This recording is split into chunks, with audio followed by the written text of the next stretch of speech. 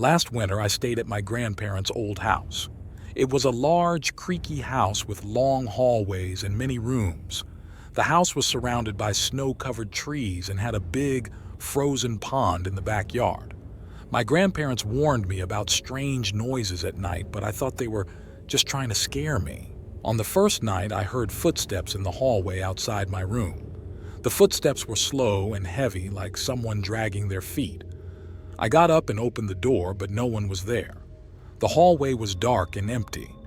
I felt a chill run down my spine and quickly closed the door. The next day, I asked my grandparents about the footsteps.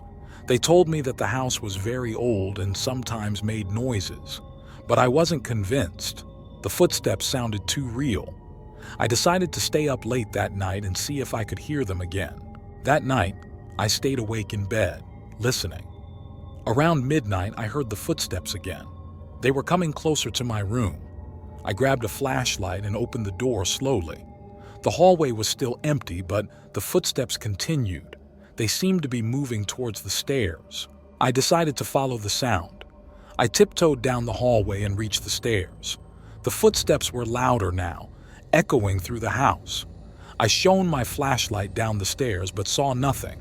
I took a deep breath and started to descend the stairs, one step at a time. At the bottom of the stairs, the footsteps suddenly stopped. The silence was deafening. I looked around and saw a door slightly open. It was the door to the basement. I felt a cold draft coming from inside.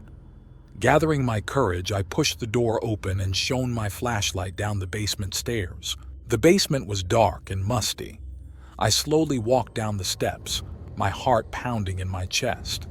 In the corner of the basement, I saw an old rocking chair moving back and forth, even though no one was there. I froze, too scared to move. Suddenly, the footsteps started again, right behind me. I turned around quickly, but saw nothing.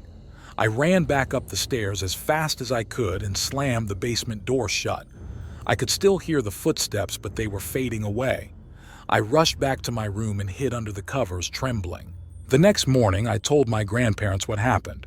They looked worried and said that the house had a history of strange occurrences. They decided to call a priest to bless the house. After the blessing, the footsteps stopped. I never heard them again, but I will never forget the terror of those phantom footsteps in the hallway.